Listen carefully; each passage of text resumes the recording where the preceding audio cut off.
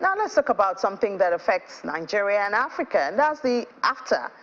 Trading under the African Continental Free Trade Area, AfCFTA, commenced on the 1st of January 2021 with the intention of boosting intra-African trade to accelerate growth and facilitate investment on the continent. Now, there have been news on implementation in Kenya, in Ghana. There have been even, cross-border relations. Now, what about Nigeria? Recently, Nigeria's Vice President, Professor Yemi Osinbajo, affirmed his confidence that AfCFTA will do the continent a lot of good. Let's find out from the perspective of Anna Ekeledo. She's the Executive Director of AfriLabs, and AfriLabs does deal with businesses that are supposed to be participating in AfCFTA. That's why we have a good morning. Thank you so much, Ms. Ekeledo, for your time this morning. Thank you. Thank you. I'm glad to be here. So what's the updates? A lot of times I see stories from Kenya, from Ghana, outside Nigeria, on how they are working on maximizing the platform, the AfCFTA platform. The last I heard of Nigeria, we had a committee that was supposed to set boundaries and some of those guidelines to the implementation. What's the latest now? Okay, so the African Continental Free Trade Area, Nigeria ratified it in 2021, and that's where all the countries, most of the African countries, agreed to, move forward with a plan. So as you've said rightly, other countries have been quite active in rolling out implementation plans, which Nigeria is currently doing. So at the moment, the government is working on a national plan to ensure that businesses take full advantage of the Continental Free Trade Area, while also ensuring that our industries are well positioned with the right, tax incentives, with the right sector development, across various industries to take advantage of the free trade area across Africa. Now, if this is done properly, Nigeria stands to gain over $12 billion and even possibly capture at least 10% of the global trade, of intra-African trade. I mean, these are really big figures considering the fact that at the moment, we all know that intra-African trade really represents a small percentage of global trade compared to Africa trade with other countries. Now, with Nigeria being one of the largest economy in Africa, we are poised to be the leading country in terms of intra-Africa trade. All right, so being the leading is one thing, but actually leading is another thing. Do businesses, private businesses, do they have to wait for all of these guidelines before they start using it, or can they go ahead and maybe have a one-on-one private-to-private sector relationship with companies or businesses in other countries to, make use of this AfCFTA platform? So very practically, businesses can go ahead to begin to have the conversations. And that's one of the things we do at AfriLabs. So AfriLabs is a network of innovation and technology hubs across the African continent, 52 African countries. And what we basically do is support startups and businesses to scale across the continent, right? So this is already happening. We already have these conversations on trade. We already have businesses scaling from one African country, Nigeria specifically, to the other. We've seen over the past couple of years really successful businesses that have started out in Nigeria but have set up operations and traded with other countries. However, there's a limit to which businesses can do this on their own, right? So for example, when we look at financial services, fintech specifically, in order to operate from from your country, let's say Nigeria, and operate in another country, you have to pass through the regulatory guidelines of the other country, right? In other words, you have to go through the central bank of the other country, you have to deal with the licenses and any other regulatory policies that have been set. Now, because a lot of our policies across the continent are not harmonized yet, so yes, we've signed on to the 90% tariff barriers, but there are what we call the non-trade tariff barriers, right? So these are the licenses that need to be gotten. These are issues around ease of movement. We know that from Nigeria, with your Nigerian passport, if you need to move to other African countries, for most of them, except a few like Rwanda and the likes that have really opened up their border, you still need to go through a rigorous visa application process. These are some of the things that are cause barriers to trade. Then there's also the interoperability of payment solutions. So if we need to make a payment from Nigeria to another country, for example, it has to, be pegged by the dollar, and then there are delays and all of that. But then, I'm quite excited that even on a Pan-African level, there's a Pan-African payment settlement system that is being developed, that has been launched actually. But then Nigeria needs to also key into that to ensure that Nigerian businesses can take full advantage of this. So yes, businesses can go ahead and have those conversations. Yes, there are governments that are supporting the process. However, Nigeria needs to, be proactive and really lead the way in breaking down all these other non-tariff barriers and forming stronger collaborations and ties to ensure that it's easy, to operate from Nigeria, to trade from Nigeria to other countries without all the regulatory bottlenecks that businesses face. So since you are dealing with a lot of these businesses, I guess it is safe to say you can be their voice. What are you doing? Are you talking to the government? Are you interacting with the committee, for instance, that is supposed to help remove most of these bottlenecks? Yes, we are talking to the government. We're very active in that. Last year, for example, we launched what we called our AfCFTA policy pathways, which is very instrumental in even guiding the government on the things to do. So with our policy pathways, we have prioritized 10 policy areas which will be needed to ensure that businesses take advantage of the African Continental Free Trade Area and in a holistic way, right? So when we also look at trade, we also have to look at infrastructure, right? So digital infrastructure, for example, is very important because if people are going to take advantage of, getting access to markets, for example, when we look at small businesses, we talk about the businesses, big businesses and tech startups and the likes, but what about the MSMEs and the likes, right?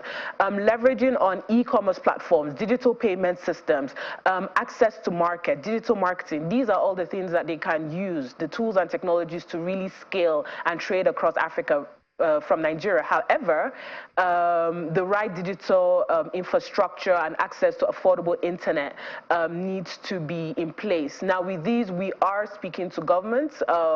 We actively engage in committees. I'm personally a part of a Nigerian committee under the Vice President focused on building the tech and creative business environment as well. We also work with other governments like Zambia and Rwanda, for example, and even Algeria to come together and see what harmonized policies these countries can sign up to, under the CFTA. So talking about harmonizing that strategy, the issue of comparative advantage, because some countries feel threatened, oh, this country will take the markets and we'll just be left with the bones and things like that. How do you get them to focus on their area of comparative advantage so that at the end of the day, the basket gets fuller, with better quality commodities if everybody focuses on their area of strength? Yeah. Thank you. I think well, two ways this can be looked at, right? So one, of course, identifying different comparative advantages of the country. So going through a very in-depth analysis of what sectors, for example, countries can really focus on across the value chain. So if we look at agriculture, for example, a lot of countries, and Nigeria particularly, is very rich in agriculture, right? But then agriculture doesn't just start and stop at the, at the produce itself, right? So there's a production, there's a processing, and and then there are all the other value-add services that can be added across board. Now, these could be gotten from, different countries, right, across the value chain. If you look at leather, for example, that's another industry, for example, where we have different parts of the value chain that different countries can contribute to. So that's one way, and really, so first doing an analysis of the, where each countries have their strength in, and then coming together to see how, with a harmonized or a collaborative process, we're all contributing to the value chain, we're all trading with each other, and then we're opening up markets outside the continent, right? So intra-Africa trade is very important, but we also need to realize that there's also a larger market out there, which is already happening. I mean, Nigeria, for example, is one of the largest exporters of quite a number of produce outside the continent. However, that value add and the processing isn't done before it leaves the continent. That happens a lot with other countries like Ghana and cocoa, for example. And, you can pick up all these examples for other African countries. But if we come together and say, let's work together, a country might, the strength, bring in the natural resources, other the processing, other the human capital. That's another thing. We need to really invest in human capital development. Other maybe the sophisticated financial systems. Whatever it is, let's come together and see how, as a continent, we can also open markets to other continents and trade, with Europe, with Asia. But we can only do that if we come together, because, working on an individual level, there's only so much each country can do on their own. But if they come together, that would not only facilitate intra-Africa trade, but inter-Africa trade with other continents as well. And then everybody benefits, right? So we are, even right now, the CFTA is bringing together over 1.3 billion people and over $2 trillion. But that can be doubled, right, in the next decade. But that can only happen if we come together and collaborate.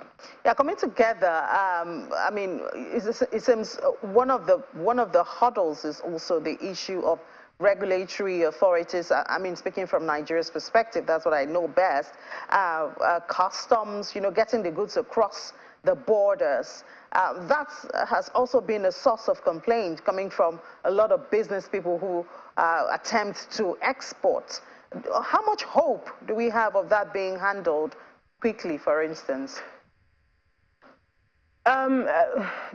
Very candidly, political will, These are issues that can be solved, right? If we set ourselves really strong targets and say, look, on a normal day, it takes, let's say, anytime between 5 days and 6 months. I mean, we've heard of the really bad cases of people losing the value of the goods by customs, by the custom area because of the bureaucratic systems.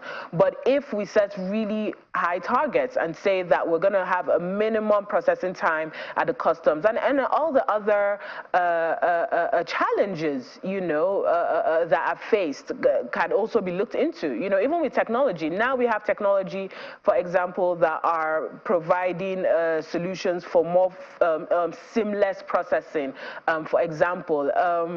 And there are other hard infrastructure as well. So other than technology, about in 2012, for example, the government actually approved about 6 dry ports across Nigeria. And the purpose of these dry ports, I mean, are meant to decongest the seaports, right? And then some of the goods from seaports taken to the dry ports so that they can be faster processing and all that.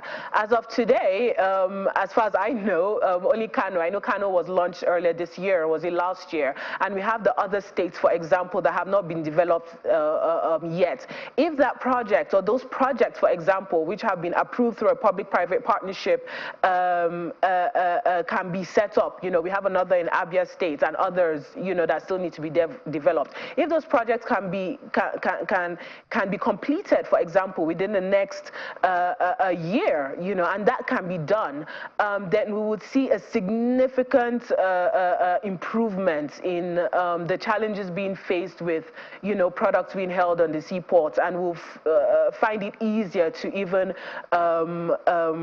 what's it called, transport goods from Nigeria to other countries. I know, kind of, for example, the idea is to move the products to other regions north of Nigeria, other countries north of Nigeria, and that can be done, you know, in each of the region, the eastern, western part, southern part of Nigeria and the like. So these are some of the very practical strategies that can be used, you know, technology and other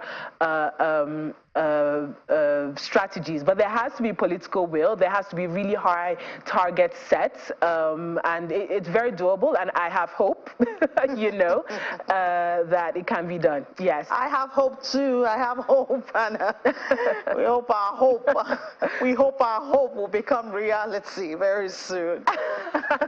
We hope so. Yeah, thank you so much, Anna Ekeledo, Executive Director of AfriLabs, and please do push further and harder for our hope to become reality, speaking to the government or that committee, you know, to bring this to come to pass, because sometimes it kind of feels sad that you see other countries, you know, using that opportunity or platform, and then the most populous country where we have the biggest markets, we are hardly doing anything like that. But thank you so much for your time and your thoughts this morning. Thank you. All right.